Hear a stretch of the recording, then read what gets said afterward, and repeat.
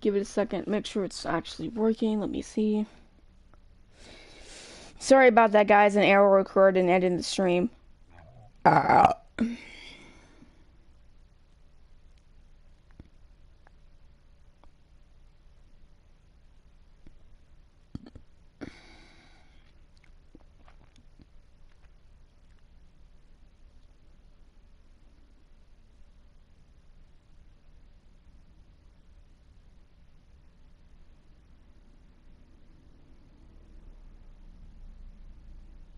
Bruh, I'm so confused. Oh, okay, there we go. I thought it like completely deleted itself for a second. That was worrisome. Okay, let's try this again, guys. I'm sorry about that. Okay. Joseph leads me out of the main room and down various darkened corridors of the church. I can barely see anything and find myself tripping over my own feet. Joseph, I think I lost you. His hand finds mine in the darkness. I'm right here. That didn't make any sense. I'm right. I keep forgetting the voice I'm doing for these people, I swear to God. But this is kind of like one of those like sensual moments, so I'll go ahead and do sensual Joseph. I'm right here. I'm glad he can't see me blush. We keep walking. Where are we? This church is huge. We're almost there. I actually have to admit that I was a little dishonest with you. I didn't just invite you out here to be my chaperone, Waffle. What happened about lying of being one of the 10 things you're not supposed to do? I think there's an exception for when you're trying to surprise a friend. Joseph closes the door behind us. I guess we're in a random room in the depths of his church now. What could he have possibly planned?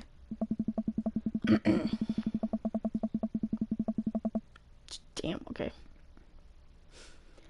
So, last time we talked about escaping to an island where we could live out an easy tropical lifestyle, where our only worry is trying to find that lost shaker of salt. Since we can't actually do that, figured I could bring a little bit of the tropics to Maple Bay. It's not quite Margaritaville, but something like it. Joseph throws on the lights. Whoa! Welcome to the Margarita Zone. I look around, my eyes adjust to the light. It's his office, but there's twinkle lights strung across walls, little garlands of fake flowers, and 2 beach chairs set up in front of the desk. There's a blender and 2 glasses sitting on the table. Ukulele music plays softly in the background. Joseph, this is amazing. Yeah. There's no Pop-Tarts to step on. I said, did I just say Pop-Tarts? Oh my God. There's no Pop-Tarts to step on here, buddy. You did this for me? Crackers. Just takes a seat and gestures for me to do the same. I did this for us. I think we both learned it. I settle in while Joseph pours us both margaritas. He really went all out. I have a flair for the dramatic, and you can't lead the community if you don't know how to make a good margarita. Take a sip of mine. This is a killer margarita. I would follow this man. Do you think the dance is gonna go okay without our sick dance moves? No, not here.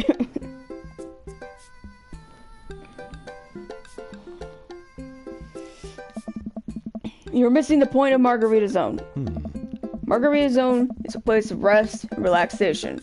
It's a place where you can kick your feet up and forget about your worries for a while. So it's the place from The Lion King where they sing Hakuna Matata.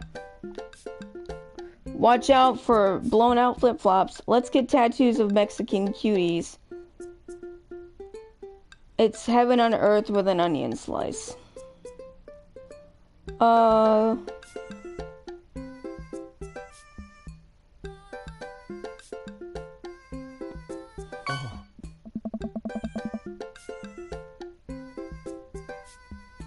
I don't think he liked that. Whoops. I think that's Cheeseburger in Paradise. Oh, right. I'm just not realizing that I only know 2 Jimmy Buffet songs. I'm gonna have to revoke your dad card for that one, Waffle. Joseph gestures to the makeshift island bar he's made. You know, it's funny. This reminds me so much of when I was younger. I've been meaning to ask, what did you do before you started preaching? It's uninteresting. I left home young and got into a lot of trouble. What? What kind of trouble? Trouble meant I got to go wherever I wanted, whenever I wanted. I hitchhiked around the country, went on adventures, met all kinds of people, did some stuff I'm not too proud of. But I was young and in love, and I didn't have to answer to anybody. Oh. And now, I host fundraiser car washes and take the kids to soccer practice on the weekends. Sorry, I don't mean to get heavy here. It's okay. It seems like you spend a lot of time taking care of others, but not enough time taking care of yourself. Sir, I did not ask for my avatar to be calling me out. How dare. If you need to talk about it, I'm here for you. Joseph stares deeply into the blender filled with ice and margarita mix. It's just... I think about Margaritaville a lot. Or, I guess the concept of it. A place where I could strum on my 6th string while I wait for the shrimp to boil. Drink margaritas all the time and forget my worries. It's an easy life. I had Margaritaville once. But I think the closest I'm ever gonna get back to it is the Margarita Zone. A short and occasional reprieve from my daily life. Is that such a bad thing? This is pretty nice. It doesn't last forever. That's the rub. When you're in the Margarita Zone, it's not like your problems really have gone away. You're just choosing to ignore them. Yeah. Maybe you're looking at it all the wrong way. Maybe Margarita Zone is actually better than Margaritaville, because Margaritaville itself is an impossible ideal. Remember what Spin Master Quinn said? Sometimes you have to play the sad tunes to appreciate the bangers. If stepping on a pop top is your biggest concern, how can you possibly appreciate the boiling shrimp? And Margarita Zone isn't landlocked to this office. I think it's about finding the little pieces of Margarita Zone throughout your day and taking joy in those moments. That's awfully optimistic of you. It doesn't have to be anything big. For me, I think it's being able to quietly do word jumbles and drink some strong coffee in the morning to see my daughter smile, or I smile at Joseph. To spend some quality time with a good friend. Oh. Yeah. I can feel myself leaning closer to Joseph. Is it just me, or is he leaning closer to... Oh no! Waffle, no! He's married! He's married to a drunken woman! Waffle, no! Wah!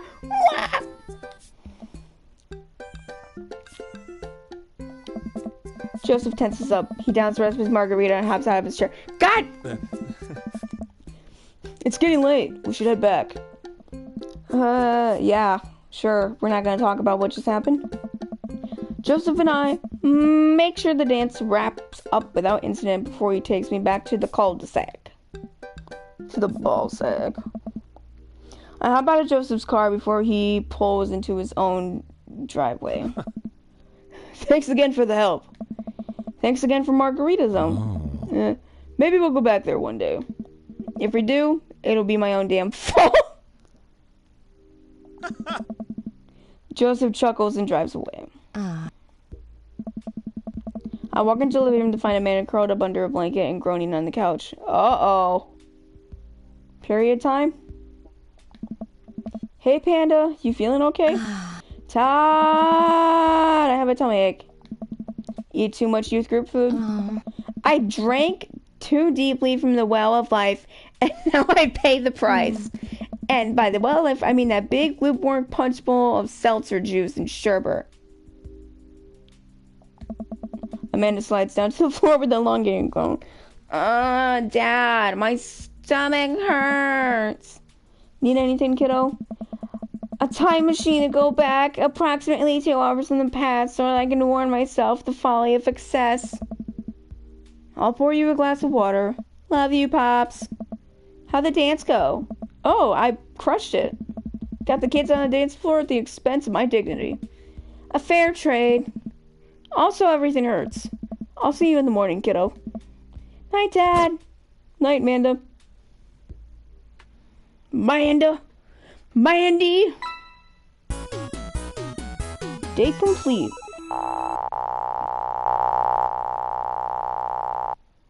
Thank you so much. Rank A. Okay, cool.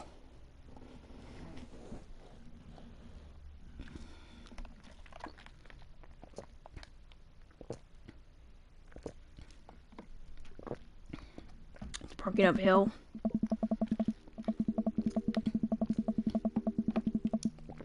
Okay. What time is it? Okay, I got time still. Another dreary night, another listless stroll through Maple Bay.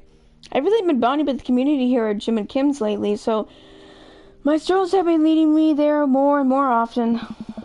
Peter, the man from the bank, Keith from down the street, Evelyn, who I saw at the deli that one time, and a guy whose name I think is Carl, are basically the members of the family at this point.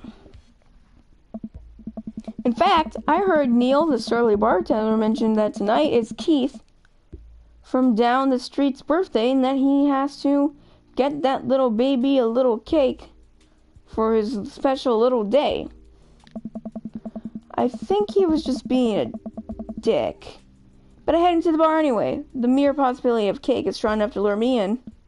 Same.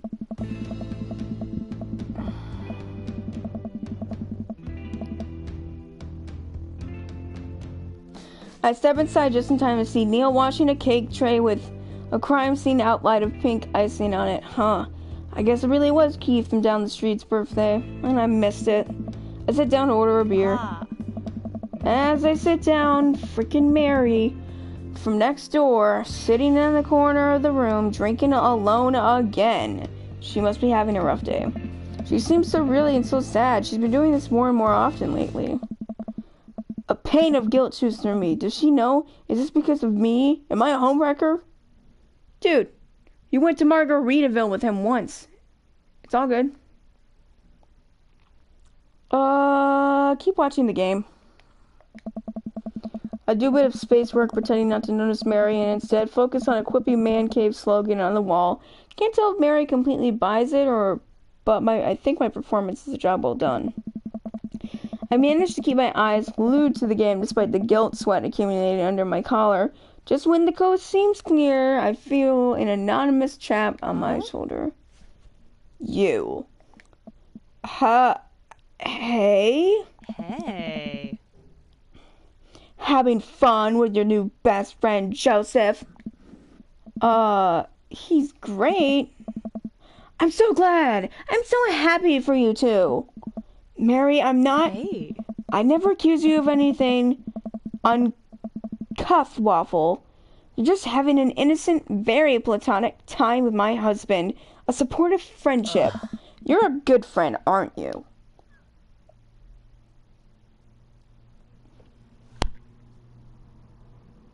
Bruh, I'm there when he needs me, Mary.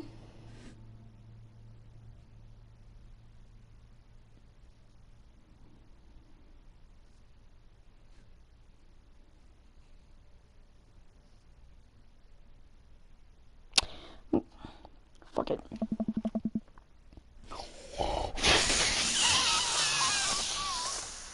Oh my god. The sass! The sass! Okay, with the sass! Unlike some other people in his life. So you're an expert on my marriage now? It doesn't take an expert to see that you two are miserable, oh my god. I'm not trying to be an expert on your marriage. I'm just trying to be there for my friend, okay? Oh, you're there for him. I see how you look at him. I bet you're there for him a lot. She takes a long sip of her drink. This was a mistake. You know, You're really not his type. I'm surprised. Mary pays her tab and strides out of Jim and Kim's bar without looking back. Hey, fuck off, Mary. Welcome. You Wait a got minute. dads. Mary and Joseph. Why am I just not putting that together? I don't know if the writers planned that on purpose, but...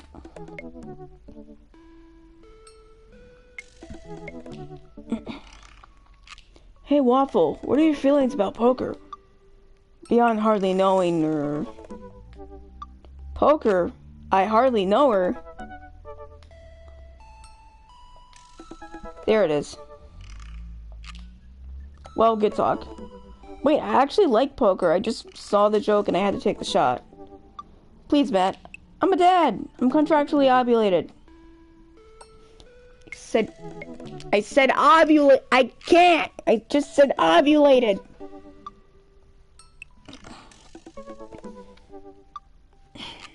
No. I get that.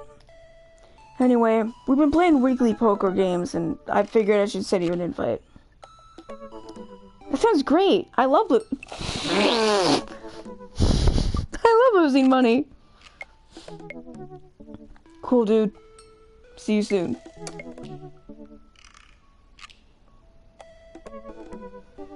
I keep forgetting my voices for these characters, aside from Craig. I can easily remember the voice I do for Craig and like the voice I do for Damien. Damien, I try to do like a rich douchebag. Craig, I try to do like kind of like a surfer dude. Matt invited me to poker night at Joseph's house. I put on my going out coat and walk over. Across the way, I spot Matt, who's walking from his own house. He's got a case of beer under his arm. Crap, I should have brought something. Hey. Hey, man. Crap, I should have brought something. No worries, man. It's your first time. Just bring a full wallet. How long have you guys been at this for? Years, buddy. Just a nice way to keep in touch with the guys. Never really high stakes. We passed through the fence and closed in Joseph's backyard. Craig, Brian, and Joseph hover around the patio, drinking beer and chatting. Robert sits in the corner, brooding as usual. Okay, just want to make sure we were still streaming. Also, my phone went off. Not important, okay.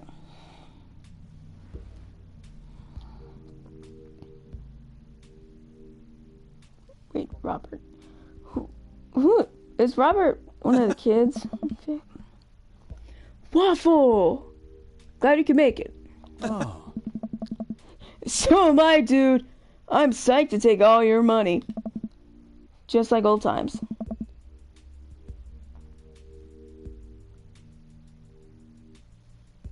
Craig's the resident shark.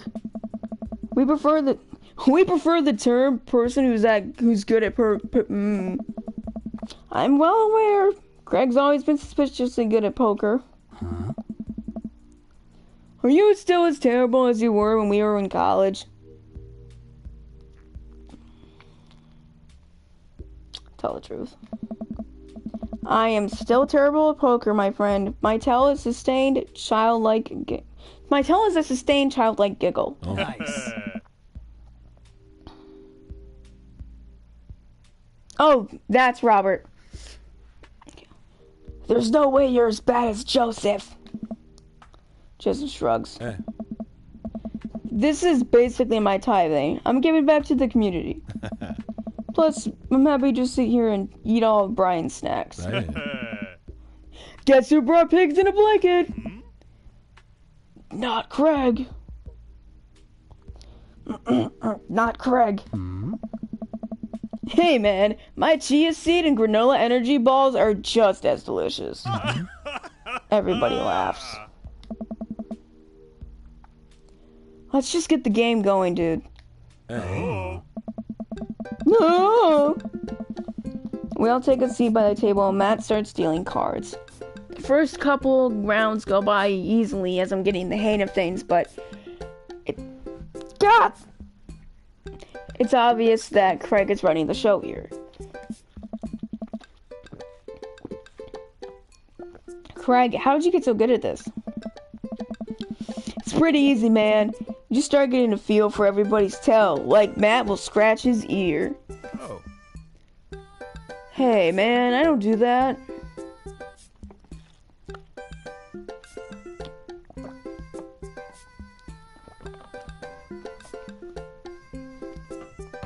Hey, man. Oh my god, there's so many cords I can't get comfy. Okay. What the hell? And Brian adjusts his pants when he's trying to lie. Oh, shucks. Now wait a second. Oh. And I think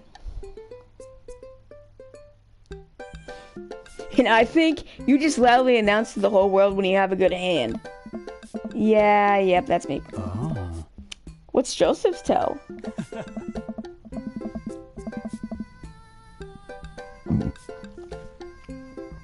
Like, bro, everything. Literally everything. That man is an open book. He couldn't lie if he tried. Well, at least God's on my side. Oh. See, you can't even say that with a... See, man, you can't even say that with a straight face. What about... What about Robert?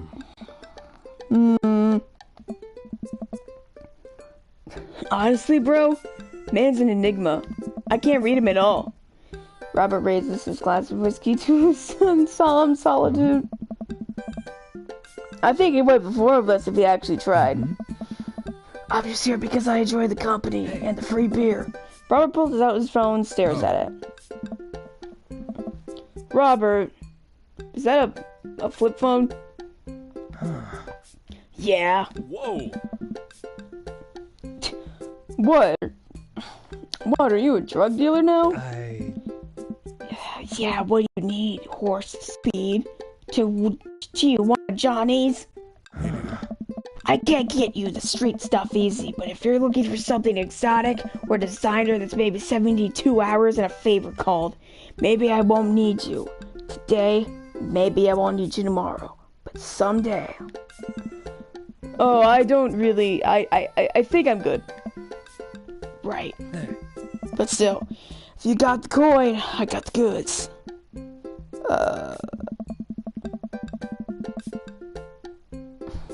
Okay, look, I dropped my phone in the toilet and this is a backup until I can get it replaced under warranty. Everyone murmurs their sympathies. We've all been there. We go back to playing. I really gotta stop eating these pigs in a blanket. Pigs in blankets, I don't know. They're just very good. I think there might be cheese in them. I don't know if I got enough to raise you on this round. You can always bet your firstborn... What? Hey.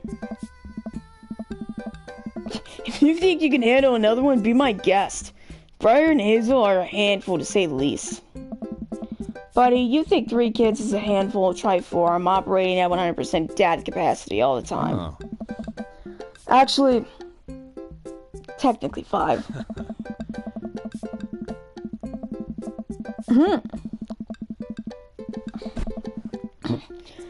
Christine saw a commercial for one of those dolls that poop and wouldn't stop asking for it. We ended up getting it for her birthday, but she's so grossed out by the fake baby poop that she makes me change its diapers. So now I'm changing the real baby and the fake baby. Hey. There's just a lot of poop in my household right now. Daisy got one of those a while back. One night I walk in on her after she had tried to take the doll apart to see how the poop mechanism worked, but then she couldn't put it back together and started crying. Poop everywhere. Hey. Fake poop, but still. That reminds me of, wait, do we all have poop doll stories? Everyone, that's an agreement. Guys, I really don't need any more poop in my life. There's already enough. Can we just get back to poker and not talk about poop? Matt deals another hand, and we quickly forget about the poop. We run out of pigs and blankets, and we switch over to Craig's healthy snack food. It actually isn't terrible. These kale chips are phenomenal. We should sell these at the coffee shop. Oh. Thanks, man. It's my own recipe. I'd be happy to give it to you guys. Hey. I can see it now. Pierce the kale. Chips. Pierce the veil. Yes. Hey. Pierce the Veil is a popular post-hardcore screamo band out of San Diego. We all look at Matt, confused. Oh, man. It's, maybe not any of your wheelhouses. How is the shop nowadays? Hey. Busy as ever? I'm toying with the idea of hiring another person to work the counter, but I haven't found a good candidate. If Amanda's looking for a summer gig, let me know, Waffle. That's really nice of you, but I think she's been burned too badly by coffee shops before. Literally, not figuratively. Hey. Matt cocks his head to the side. I'll ask her, though. We get down to the final hand of the night, and it's Craig's. And Craig's in the lead by a landslide. Joseph has since lost all his chips and has taken to tidying up, refusing any help from the rest of us. Brian deals us all cards. So, what's it gonna take for Robert to give a damn on this round? Robert looks up from his half-empty glass of whiskey. Do you really want to unleash the beast? Well, man, now I'm curious.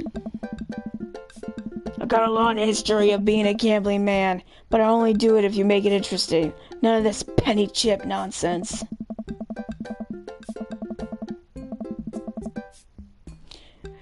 I got a Lily's 18-year-old single blend sitting in my closet right now. Was saving for it for when River turns 21, but I'm willing to pass it up as collateral.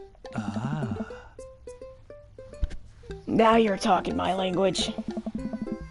He throws the keys to his truck on the table. She's seen better days, but she can still pull a tree trunk out of the ground. Nope. Myself and everyone else at the table immediately folds. Deal the cards, bright guy. Are you guys sure you wanna? You heard the man, deal. Brian deals the next round of cards. Craig stares daggers at Robert, who casually sips his whiskey. So I know what you might be thinking. Robert put his old workhorse up for grabs. His only mode of transportation at times in his life is only home. How could you be so sure of his abilities in gambling? I'll tell you right now, Craig. I wasn't always like this. I was a lot like you. Smart, talented, cocksure of my own luck. Great biceps, but it didn't last long though. I lost everything in a game of pow-cow in the back room of Shinzen Tea House on what I thought was a 3-day business trip. Everything gone. Clothes, money, identification, you name it. I woke up in a ditch near Zale Park and had to make my life new from there. It took me 3 years to beg, borrow, and steal my way back to American sorrow. Also, I killed 3 men. One for each year, and in those 3 years I saw the greatest depths of human fear. Love deeper than I ever had, and lost it all many more times over. I've seen my own death, Craig. I know how I die. And it's not like this. So let's make this more interesting. What the fuck? Robert produces the deed to his house from his jacket and tosses it on the table. Why are you carrying that around with you? What is wrong with you? Hey. All I have and all I am. Are you prepared to go the distance? Oh. Craig wipes the sweat from his brow. He studies Robert's face intently, searching for any sort of tell that he can find. Robert casually sips on his whiskey again. I fold, man. That's way too much. You're putting way too much pressure on me, man. You're gonna make me cry. Oh. Everyone erupts. Oh. Fine, dude. The whiskey is yours. And that is why you don't dance with the devil. So, what was it? Were you bluffing or did you have the cards? That's for me to take to my grave, fellas. Oh. Next week again, boys? Next week, man. Hey, Yeah, you got it. Hey. I'll be there.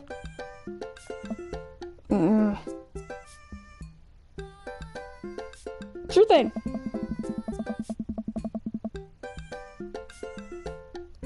This has been relaxing, and I sincerely doubt I'll wake up in a cold sweat thinking about it tonight.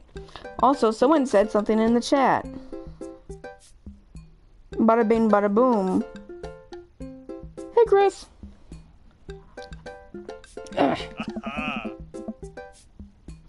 Keep working on that poker face, Waffle. We all say our goodbyes and head our separate ways. Welcome. You've got dads. You got dads. You are a dad. Okay. So I think I still need to go on dates with Matt, Brian, Hugo, and Damien. Let me see. Yep, okay.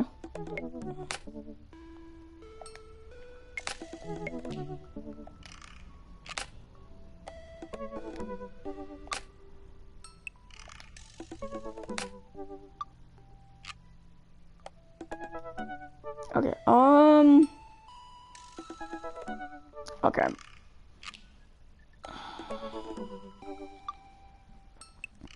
I'm gonna do like a number generator real quick. Cause I'm not entirely sure what I want.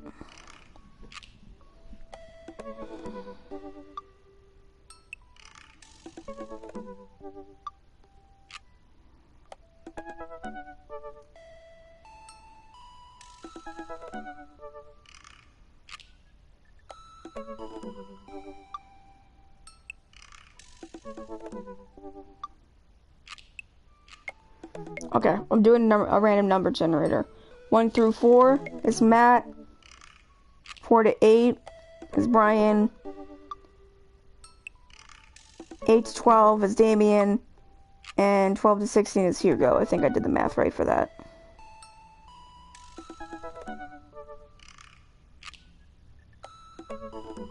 $14, Hugo.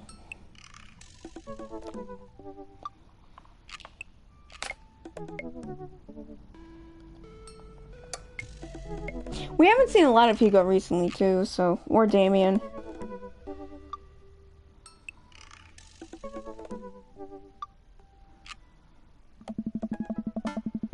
I navigate to Hugo's dad book page and type a message out.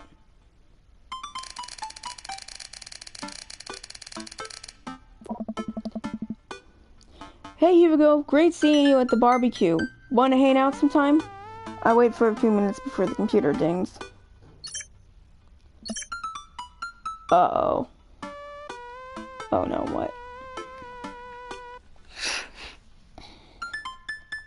I'm so glad you messaged me, and I definitely want to hang out again sometime. But I have a favor to ask. Our class is going on a field trip to the aquarium today, and one of our chaperones called in sick. Is there any possible way you can come by and replace them? Uh-oh. I completely understand if you don't want to, or can't make it. But I'm gonna be honest with you here. It's the middle of a school class. I need as much help as I can get. Think about it for a moment. Man, that's a lot of screaming kids that I'd be accountable for, and they're in middle school. Arguably the worst age to be.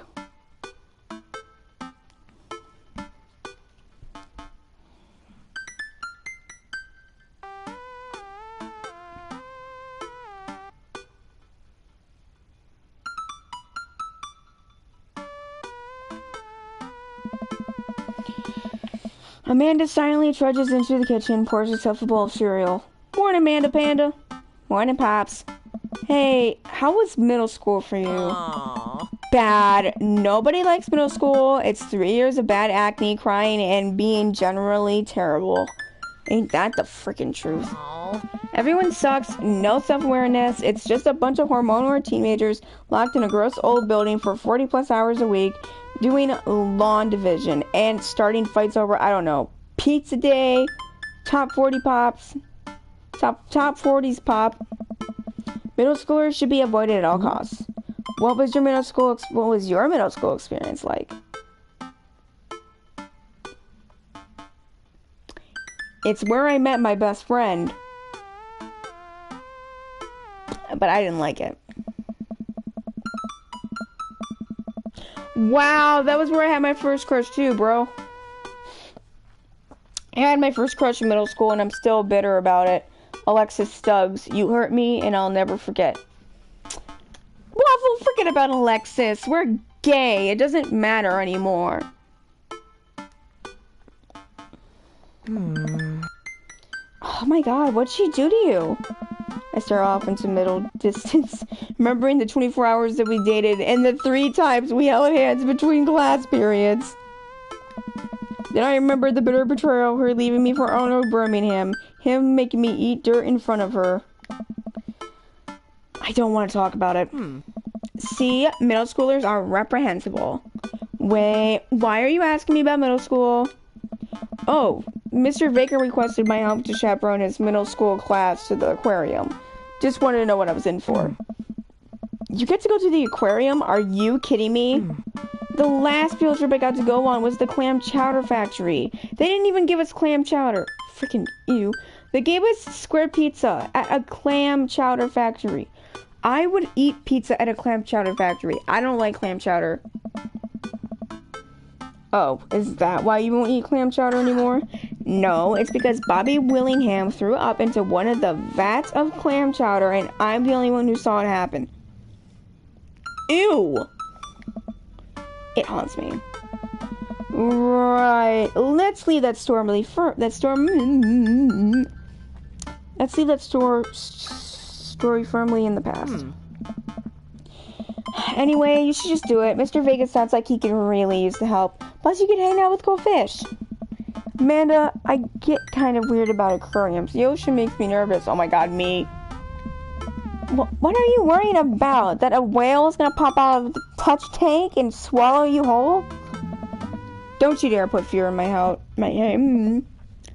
Well, they do have penguins there. Penguins? Yes, they have penguins there. Alright. And it's settled. Penguins outweigh the fear of the ocean. No. No, I like wolves. I mean, penguins are cute, don't get me wrong, but I like wolves. I sit back at the computer and let Hugo know that I'm available. He tells me to meet him in the aquarium, gives me the address. I grab my keys, kiss Amanda on the forehead before I head out.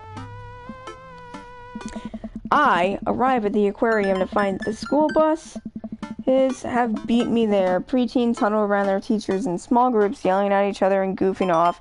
Every teacher looks at their wits' end. Oh my god, me. Hugo jogs up to me looking frazzled. I'm so glad you could be here. Hugo! It's been a debacle all morning. We're short-handed and most of the kids won't stop screaming. As I'm sure you know was the case with all middle schoolers. I've lived through Amanda at 12. I am all too familiar. Every time I hear that, I hear Alex. Which is funny because the voice that I give him is not. Because I can't think of another voice to give him other than like a proper dude. Like, not like the voice that I gave for Damien, but you know. Great. Well, it's you and me chaperoning our group of 10 kids. They're over here. Hugo walks me to a gaggle of preteens who are all sitting on the ground playing with their phones. They're not kicking each other like some of the other groups. We're off to a good start. Excuse me, class. Can you guys put your phones away? All the kids look up for a moment and stare at Hugo, then go back to texting. At least they're quiet. Too quiet. These guys are up to something. I can feel it. There's no way. They're too busy thinking about not getting food stuck in their braces to pull any stunts. It's middle school after all. We'll see. The class starts filing into the aquarium, and Hugo hands out massive staple packets of papers to each kid. What are you doing, Hugo? These are due at the end of the field trip. Yes, this will be for a grade. No, you can't borrow a pencil. Hugo! The kids collectively go and grab the sheets from Hugo. What's in the packet? Honestly, it's just busy work so that the teachers can have a moment's reprieve. I think one of the questions asked him is to sit quietly to think about the Great Barrier Reef. Teacher hacks, I like that. Wait, I thought you were an English teacher. What does the aquarium have to do with books? We just did a unit on the old man and the sea. Nothing quite like introducing kids to the futile perseverance of the human spirit by making them pet stingrays. Oh. It gives us time to check out some of the exhibits as well. Come on, they have a phenomenal section of tropical fish. While the kids sit on the floor and pretend to do their assignments while they text, Hugo and I wander over to a large tank filled with brightly colored fish. Hugo points to a brown and white fish with long spines. That's right there is a lionfish. Did you know that their stomachs can expand up to 30 minutes and 30 times its size? Whoa. Oh. Their spines are venomous too. Ah! Nature is hardcore. Oh. You think that's bad? Take a look at this one over here. Hugo points to a spiny, grumpy-looking fish hanging out near the bottom of the tank. Ah. That's a stonefish. The most venomous fish in the world. And they just, like, keep it here? Oh, they're relatively harmless, so long as you don't step on them. What happens if you step on them? Tissue necrosis. Ah! Cool! Not really. I have a fear of sea creatures, you stupid game. Hey. Nature is wild. Get this fur off my phone. And Hugo seems to know a lot about fish. I feel the overwhelming need to impress him. Why? Hey, you see that fish over there? That's one? Yeah, that is the...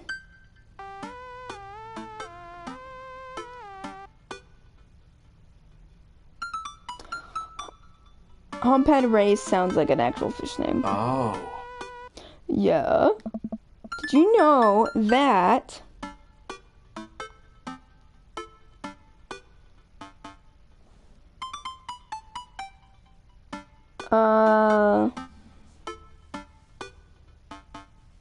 Psychiatric. This is the only species... No, that's not what I wanted to say. This is the only species of fish known to develop clinical depression. Oh. Wait, are you serious? Absolutely not. I'm playing it for the gag here. Oh. Haha, good one. We lead the kids to another room. Sharks, sea turtles, eels, and other marine life swim around in a massive floor-to-ceiling aquarium. The kids begin trying to take selfies with the sharks. Oh god. Hugo leaves my side to separate two kids from starting a fight over a Capri Sun. I walk around the room, reading the tiny little blurbs about different fish swimming inside of the enclosure. After a while, I look around and see Hugo again. He's gazing up the aquarium in childlike wonder. The ripples in the water cast blue, moving shadows across his face. For someone surrounded by angry hormonal preteens, he looks completely peaceful. He looks really cute in this light. Hope he doesn't notice me staring. Wow. Ah. I walk over to join him. Beautiful, isn't it?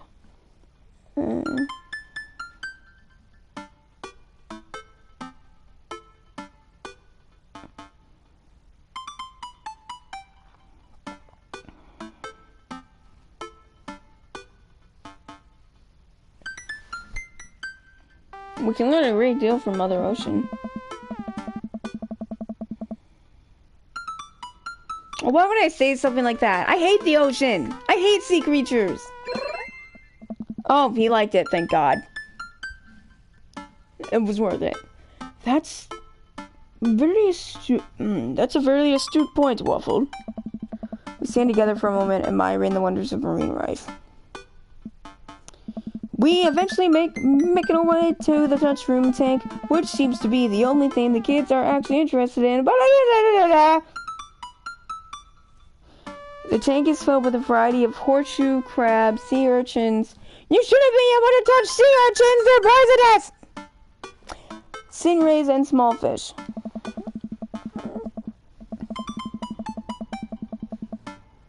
I stand around the edges of the tank and keep a wary distance from the sea life. Who knows what kind of nefarious plans those horseshoe crabs have for my well-moisturized hands. Hugo rolls up his sleeve and sticks his hand in the water. Don't you want to pet some rays, Waffle? Oh, I think I'm good. I think I should just stay over here and admire from a respectable distance. Oh, come on, it'll be fun and informative. Don't make fun of me, but I'm scared to touch them. I get weird when there's no glass separating us. I don't know what any of those things are, but I get the feeling that they will probably bite me and my delicious hands if given the chance. Nothing in this tank can hurt you. The stingrays have had their barbs removed, and horseshoe crabs only eat little clams. And the amount of enemies are perfectly safe to touch. Against my better judgment, I approach the tank, slowly dipping my hand into the cold water. I touch the stingray as it glides past me. Why would you do that? See, not so bad. It feels like fun, slimy leather. Yeah! Things get a lot less scary the more you learn about them, right? Dive my hand back into touch with the renewed vigor for ocean life. I poke at some urchins and feel the hard carapace of a horseshoe crab. My hand brushes against Hugo's as we reach for the same anemone. I pull away blushing. Hugo smiles at me. Hey, you're supposed to be touching the fish. Sorry, I just get a little carried away sometimes. Wait. That girl over there looks suspicious. Why's that? Oh. Our backpack's usually that wet? Hold on a second there, Waffle. Susan, get back here! Hugo he runs after a middle schooler and catches her before she can make it to the exit.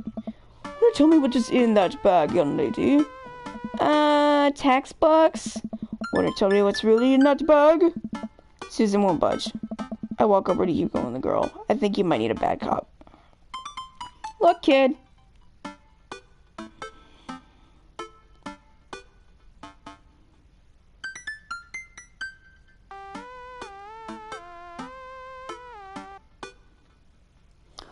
We don't have time for games here. That's an easy 5 to 10 to clink. I'm not afraid to hit a child. I feel like 5 to 10 years, because, like, maybe that is a thing. Like, if you steal something from the aquarium, you could get charged for it, kind of thing. I don't know. Because, like I said, I don't like sea creatures. So how would I know laws allow that? You know what I mean? I had a bud go down for that once. Yeah, changed man said he missed the bars.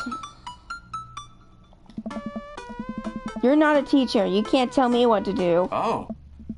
Yes, well, I am. Can you please put the bag down? Next time we won't say please. Susan glares at Hugo for a moment before dropping her book bag on the floor. It lands with a wet slap. We stare at it for a moment before it starts to move. What? What? Hugo leans down and unzips the bag. A horseshoe crab frantically scuttles out and across the floor. An employee swoops in and scoops it up and places it back into the tank. She gives a disapproving look. Jesus, Susan, what was your plan? I was trying to free him. To where? Outside? Where he was gonna die? Susan, go back to your group. We'll discuss this later. Yeah, and hands where we can see them, please. Susan sulks off, leaving me alone with Hugo. He gives me a pat on the shoulder. Oh. Middle schoolers have sticky hands. I doubt that's the first time that's happened to you. Or the last. In the next room, we see a variety of smaller tanks, sea urchins, tiny fish, and a rainbow of beautiful underwater plant life around us. Look over here. Hugo points to some seahorses gathered at the bottom of a tank. One of them is in the middle of giving birth. Oh, yay. Oh. That's actually the male seahorse. Sort of takes fatherhood to a new level, doesn't it? Hey kids, come check this out. There's a male seahorse giving birth. A low murmur from the students and they just jump back to their phones. Fun fact, male seahorses can give birth and then get pregnant in the same day. Man, we thought we had it hard. I wonder if they have to deal with their kids' awkward teenage years too. All, however, many thousand of them. You seem to know a lot about marine life, Hugo. Oh. Well, it's not really my specialty, but I do make a point to learn as much as possible whenever I can. I think that learning shouldn't end when you leave school. We should challenge ourselves to find out more about the things we don't understand every day of our lives. Because if you stop learning, I don't think you'll ever be able to grow or change as a person. Good point. But I still don't trust the ocean. We'll get there. We finally make our way over to my favorite part of the tour, the Arctic exhibit. Do we get to see penguins? Hey. Oh yes, we do get to see the penguins. Hell yes. Oh wait, not Hugo's voice. Hell yes. A group of kids run around the exhibits. They won't stop tapping on one of the glass of the puffin enclosure, trying to get their attention. For at least a few moments, teachers, chaperones, students, and all seem to be having a great time. What was I so worried about? This isn't too bad. Hugo suddenly grabs my arm. Oh, whoa. Oh my god, Waffle, there's a student in the penguin enclosure. Wait, just kidding, it's very bad. Is it one of ours? It most certainly is. Molly Henderson, Susan's friend. Oh, of course. I look over to the penguin and see a determined-looking kid crouching behind a rock. She's hiding out of sight of one of the employees. Over underside of the enclosure, I see the door to the exhibit is ajar. Was it unlocked this whole time? We gotta stop her before the staff sees and bans our school for life. Hugo looks around. I'll create a distraction. Hugo runs towards the puffin exhibit and addresses the entire room. Everybody, I have an announcement. I am gay. Here's a few facts I bet you didn't know about penguins. Everybody just stares at Hugo and confused. Well, this is my shot. I run into the enclosure and I'm greeted by a cold blast of air. Whoo! Hey! The girl looks around to look at me. Her nose is pink from the cold. You can't be in here! Neither can you! I try to walk over to the girl, but the ground is so icy that I just end up slipping. I catch myself before I hit the ground, but the girl still laughs at me. Contrary to popular belief, penguins are birds.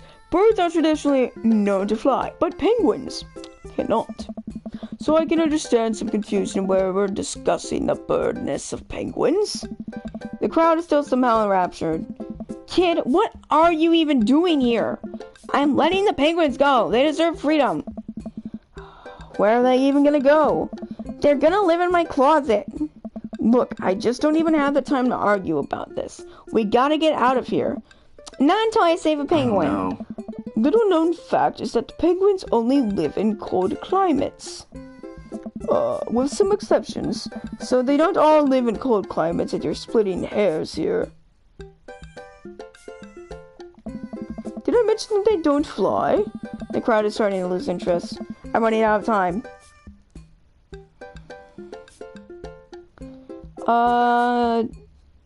Try to relate to her.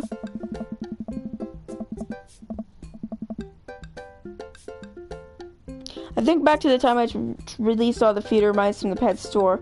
It was a disaster. I was 6, but it was still a disaster. Molly, you know, life can be cruel. Money. Give me money. Well, okay. I will give you $20 right now if you leave with me. Molly thinks for a second. Okay, well, give it to me right now. I reach into my pocket and pull out everything I have, examining each bill. Okay, well, I have $12 and some change, but there's a button here. Is that enough? Pay me the other 8 later and we have a deal. We moved to shake on our agreement, but before I suddenly realized there's the penguins on their way down to the enclosure. We're gonna have to block these birds. Oh no, is it a mini game? Block that bird! Oh god, okay. Block that bird! How must I... What? Oh, okay.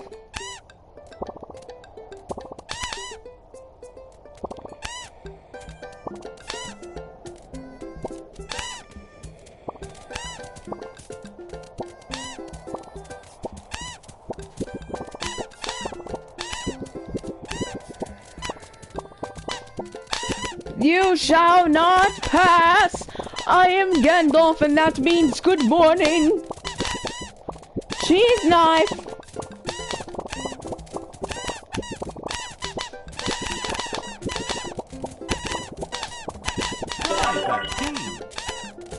Bribe that teen? Bruh, the penguin's got what? One penguin escaped.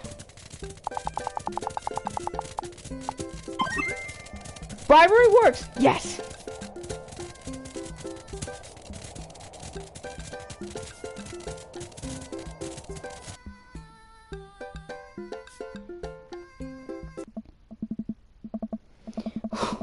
Planet's over just in time too. Looks like Hugo's wrapping up on his diversionary penguin speech. And that is why I think that penguins are one of the best animals in the world. A few people in the audience clap out of sense of duty. Everybody starts dispersing. Hugo spots us from across the way and runs over. Molly, what were you doing in there? I was liberating animals, Mr. Vega.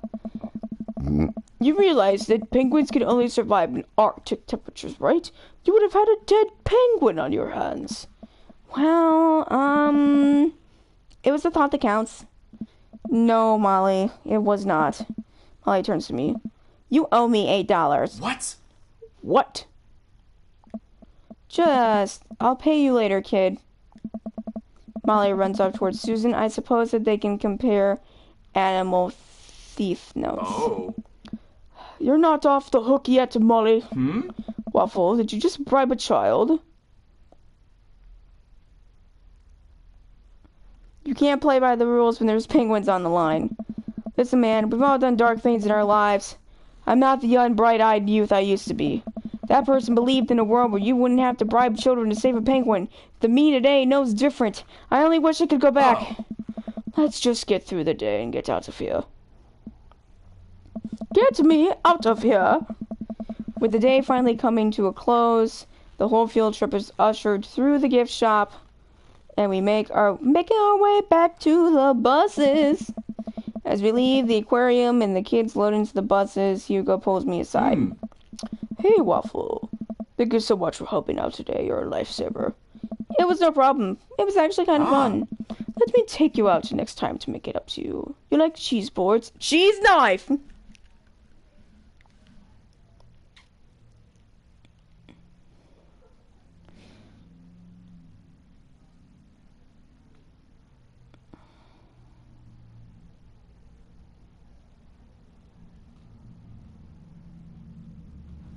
There's nothing on earth more satisfying than a good cheese board.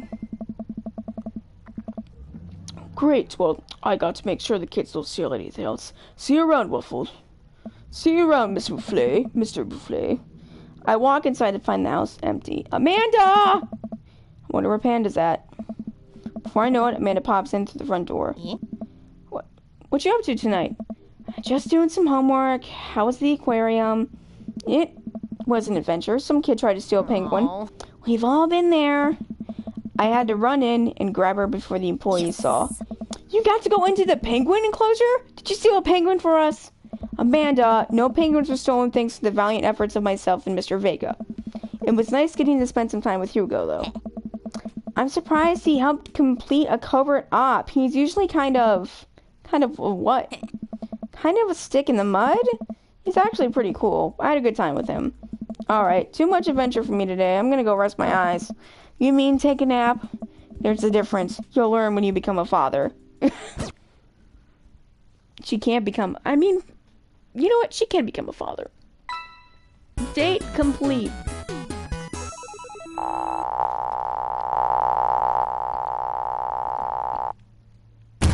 That was so good you gave me goosebumps. Okay, Hugo.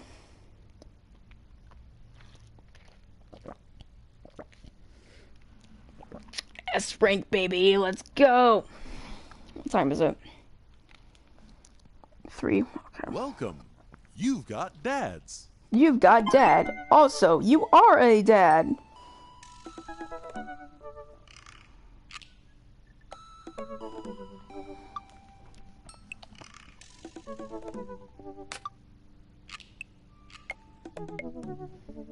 What? Waffle, listen, this is you from the past. Whoa, how'd this happen? I figured you're trying to reply to this because I know myself, but this is an automated message from earlier this morning when it was socially unacceptable to go out and buy ice cream. Uh-oh. I forgot I did that. I forgot how I did that as well. The future is amazing. Listen, life is short and ice cream should always be acceptable, but unfortunately this isn't the society we live in. And it's less the society we live in and more the projecting my own anxiety about being judged into others, but you know what I mean. By the time you're reading this, it is a certain time of day in which nobody will bat an eye at you for going out and buying ice cream. You know what to do. Be good. Me, buy that ice cream. What the heck?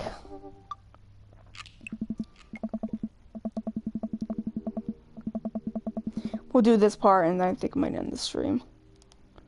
You know what? I've earned the treat. On the way home, I decided to stop off and grab some ice cream, which I fully planned to eat directly from the tub. I spent a lot of time trying to figure out which type of ice cream I like to eat directly from the tub. Rocky Road, pistachio. Oh, Amanda's probably going to want some too. Better get 2 tubs. She loves cookie dough ice cream, right? Hey, mister! I turn around to see Ernest, I can't remember whose kid he is, up against the wall of the convenience store. Ernest? You're cool, right? I'm cool. But I don't see what that has to do with anything. Well, if you're cool, you'll help me out, right? Help you out. There's no fire involved, is there? Just clouds. So if I give you $20, will you buy me e-liquid?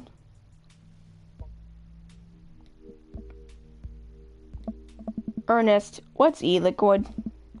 It's like, Gatorade, you know, electrolyte liquid. I get it myself, but I'm banned from here for trying to run a grift on the cashier. A classic fiddle game, you know the deal. Oh, if you're talking about balanced electrolytes, then I got you, little buddy. And I didn't know you played the fiddle. Just ask the clerks for blue Cran's Apple Vortex. He'll know what it is.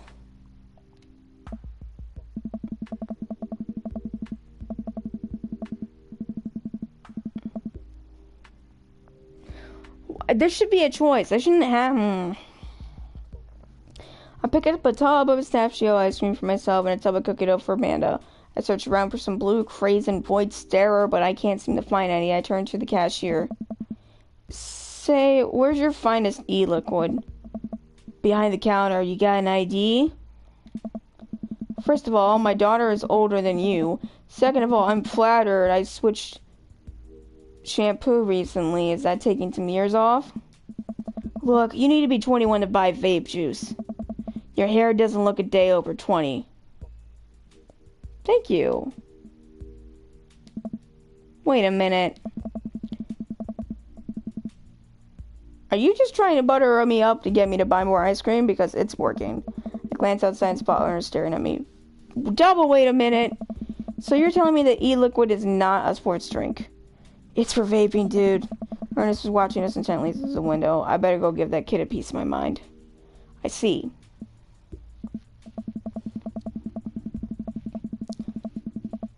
Okay, look, I'm gonna pretend you didn't try to trick me into buying old Baphomet's cough syrup and then go inside here to purchase my ice cream. I won't tell you, Dad, if you promise to scram. And stop vaping. You'll get popcorn lung. What if I give you $25? Go home, Ernest. As I'm walking back inside, Ernest calls after me. You can get popcorn lung from microwave popcorn, you know. You cannot.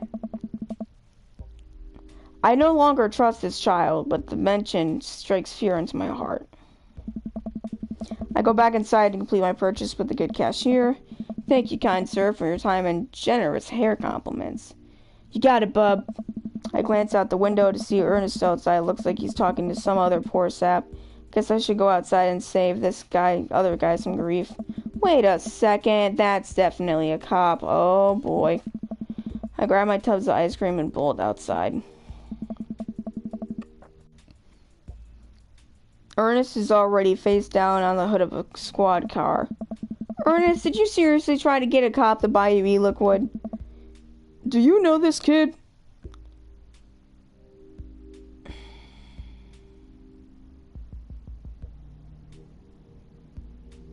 I'm friends with his dad. Listen, he's a good kid, and... Oh.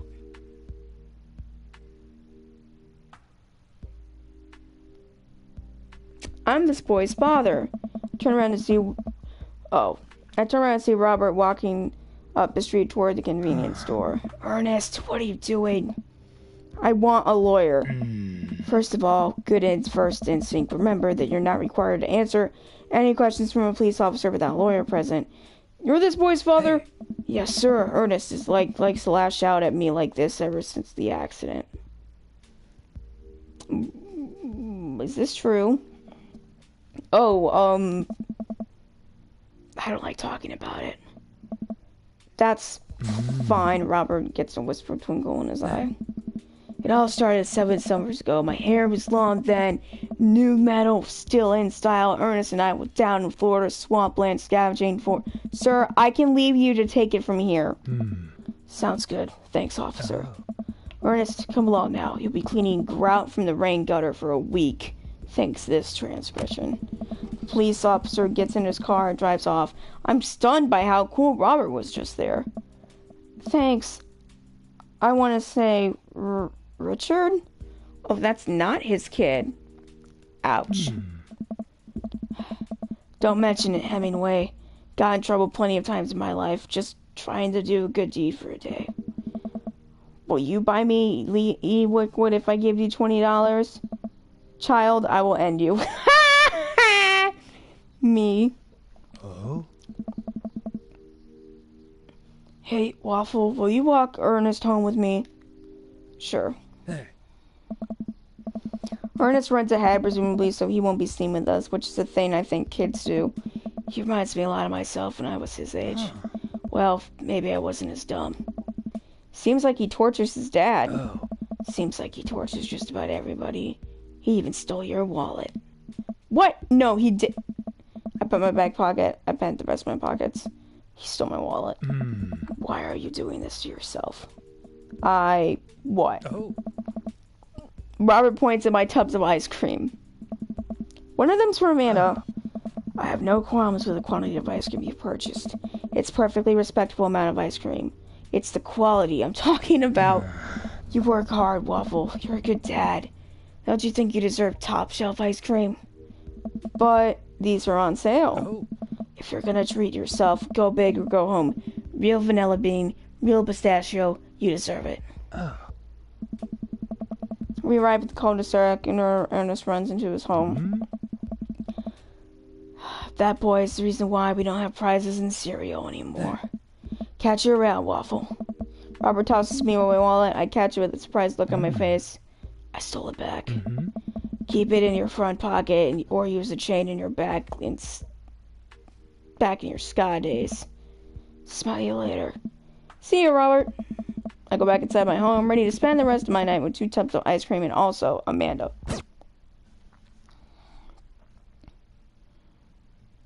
Welcome. You've got dads. Okay. I am going to end this episode of Dream Daddy right here. If you guys liked it, be sure to like, comment, subscribe, hit that notification bell. Do whatever you guys gotta do. It's your life, not mine, but I do appreciate it if you do any of those things. Next time I'll try to finish up the stream, but I have to get ready for work soon, so... yeah, so anyways, I will see all you waffles and mangoes later. Stay safe, guys.